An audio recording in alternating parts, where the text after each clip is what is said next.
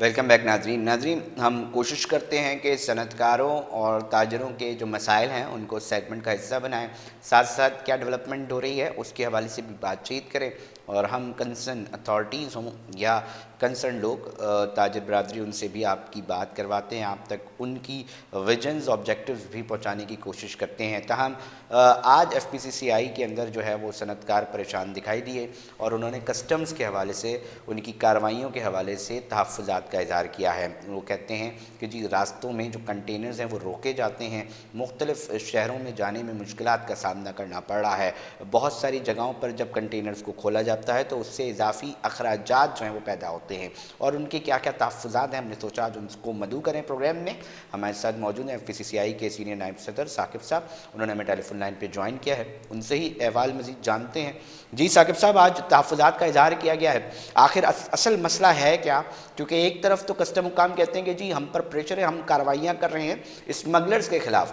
हमें शक होता है तो हम उसको रोकते हैं और तहकीकात करते हैं। दूसरी जानिब आप तहफ़्फ़ुज़ात का इज़हार कर रहे हैं, सलूशन क्या है आपकी नज़र में? देखें, इसके अंदर जो हमारा मौक़िफ़ है FPCCI का, क्योंकि हमारे जो तमाम चैम्बर्स और तमाम जो ट्रेड एसोसिएशन वो हमारी मेंबर हैं और उधर से हमें बहुत शिकायत आ रही हैं पूरे पाकिस्तान से कि जब एक मरतबा कस्टम से माल क्लियर हो जाता है और वो जाहिर बात है पूरी इसकी चेकिंग, पूरी जांच पड़ताल के बाद, सारे डॉक्यूमेंटेशन के बाद जब माल क्लियर हो जाता है और फिर वो जब किसी दूसरे शहर में जा रहा होता है तो रास्ते में उसको रोक लिया जाता है और फिर रोक कर उससे जो है वो उसमें कोई कागजात चेक किए जाते हैं और वो जाहिर बात है कि वो कागजात अगर वो कस्टम से आ रहा है तो उसके पास सारे वही कागजात भी होते हैं, हर चीज़ होती है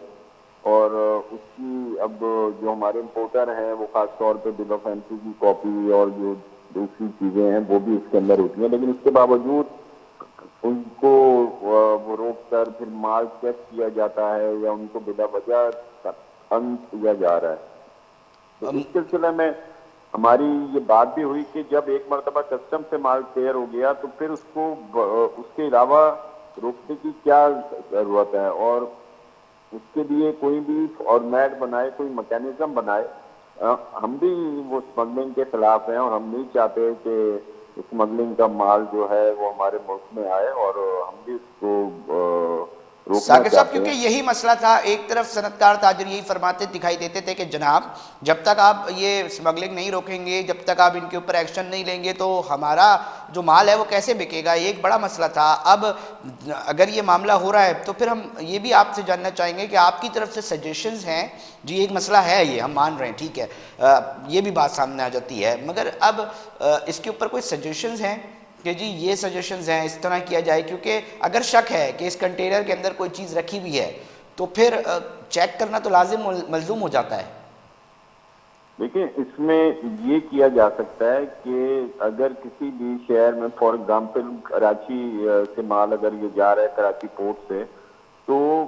कराची हाईवे पर एंटर होने से पहले कोई चेक पोस्ट बनाई जा सकती है। उधर उनको अगर कोई है कंटेनर्स हैं तो उनको चेक कर लें, कोई कोई 15-20 चेक पोस्ट बना दें अलग अलग जगहों पे और उधर कंटेनर्स को चेक कर लें और चेक करने के बाद फिर इसको सील लगा दें और उसकी सील जो है वो उसकी डेस्टिनेशन पे जाके फिर ओपन हो और रास्ते में वो सिर्फ सील को चेक करें कि अगर सील हुआ है तो इसका मतलब है कि एवरीथिंग इज क्लियर और ये माल क्लियर है और इसको वो कोई भी वो रास्ते में उसको तंग ना करें। और दूसरा, वो कुछ डॉक्यूमेंट की एक पूरी एक लिस्ट दे दें कि कौन से डॉक्यूमेंट चाहिए कि जो ड्यूरिंग ट्रांसपोर्टेशन जो ट्रांसपोर्टर होता है उसको वो सारे वो डॉक्यूमेंट मुहैया कर दिए जाए। मतलब ये बैठ के अंडरस्टैंडिंग कर लें हमारे साथ कि ये डॉक्यूमेंट्स हमें चाहिए, इसमें अगर कोई भी माल अगर आप भेजें तो ये डॉक्यूमेंट्स होने चाहिए और अगर वो डॉक्यूमेंट्स उनको दे दिए जाते हैं, शो करा दिए जाते हैं कस्टम हुकाम को, तो फिर वो उसको ना रोकें और फिर वो उसको तंग ना करें। असल में साकिब तो फयाज यही साहब, उसका हल है। अप्रेजमेंट से अगर निकल जाता है तो फिर इन्फोर्समेंट वाले अक्सर ये बात करते दिखाई देती हैं कि मुख्तलिफ कंटेनर्स या मुख्तलिफ ऐसे जो भी बड़े ट्रक या ऐसे ट्रांसपोर्टर्स हैं उनकी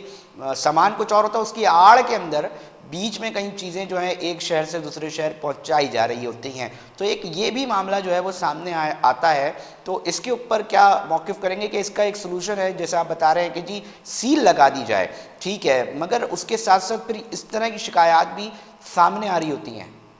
देखिए, एक तो अगर कस्टम से क्लियर हो रहा है तो कस्टम से एक सील ऐसी लगा दी जाए कि जो वो फिर जाकर जहां पर माल उसने ले जाना है वहीं जाके वो सील ओपन हो। उस सील को देख लें तो इसका मतलब है ये माल पोर्ट से ही आ रहा है और कस्टम से आ रहा है। जब कस्टम से आ रहा है वहां से तो फिर तो सब कुछ क्लियर है, क्योंकि वो सारी जांच पड़ताल के बाद ही वो माल होता है। दूसरा, अगर वो माल कहीं और से जा रहा है, किसी के वेयर हाउस से उठ रहा है अगर वो माल, तो हाँ। उधर के लिए मैं कह रहा हूँ कि उधर कुछ हमें वो डॉक्यूमेंट्स का बोल दिया जाए, और अगर उधर कहीं चेक भी करना है तो बिल्कुल शहर के, जिस शहर से वो माल चल रहा है सिर्फ उस शहर की एंट्री से एंट्रेंस में कुछ चेक पोस्ट बनाई जा सकती हैं जो उनके डॉक्यूमेंट चेक कर लें। किसी को शक हो रहा है, अगर किसी माल के, जाहिर बात है हर एक के ऊपर तो नहीं होगा शक, अगर किसी पर शक हो रहा है तो एक दो ट्रक या एक दो कंसाइनमेंट है अच्छा उनको साकिब आप साहब, थोड़ा सा इसके हवाले से भी बताइएगा। आप चेक कर लें। साकिब साहब ये भी हम जानना चाहेंगे कि कितने अखराजात हो रहे हैं, क्योंकि ये वाली बात भी आ रही है कि जब खुलता है तो फिर वापस रखने के लिए अखराजात आते हैं। तो एक कंटेनर अगर खुलता है तो टाइम और अखराजात किस तरह, मतलब वक्त ज़ाया होता है और अखराजात कितने आते होंगे? जी जी, देखें, वो तो जब एक कंटेनर खुल जाता है और उसके, जाहिर बात है उसको करने का, उसकी जो आपको लेबर पे करनी पड़ती है, जो उसके चार्जेस होते हैं, फिर उसकी रीपैकिंग करनी होती है, और उसमें जो टाइम होता है, आपको पता है कि अगर वो किसी इंडस्ट्री का रॉ मटेरियल है और वो अगर उसको एक दो दिन इसी में पहले उस ट्रक को रोका जाता है, कितनी मरतबा ये भी देखा गया है कि दो दो तीन तीन दिन ट्रक खड़ा हुआ है और उसके बाद फिर उसकी अगर चेकिंग हो रही है, फिर उसको करे तो 4 से 5 दिन हो जाते हैं। वो असल तो ये टाइम की जो वेस्टेज होती है, और वो इंडस्ट्रियल सही। रॉ मटेरियल होते हैं और इंडस्ट्री में माल नहीं पहुंच पाता टाइम पे, तो ये बड़ी प्रॉब्लम्स होती हैं बहुत उसमें। शुक्रिया साकिब फयाज मगो साहब, FPCCI के सीनियर नायब सदर थे और अपनी जो एहतजाज और अपना जो इजहार है तहफ़्फ़ुज़ात का वो कर रहे थे, फरमा रहे थे कि कोई ऐसा तरीक़ेकार जो है वो बनाना चाहिए कि जिससे जो ये मुश्किलात है ताजरों और सनतकारों और बिलख़ुसूस इम्पोर्टर्स की, वो आसान हो सके, क्योंकि ताजरों को जो है वो अभी मसाइल का सामना है मुख्तलिफ, और उसमें हम कोशिश करते रहते हैं कि हर सेगमेंट के शख्स, उसके कंसर्न एसोसिएशन के और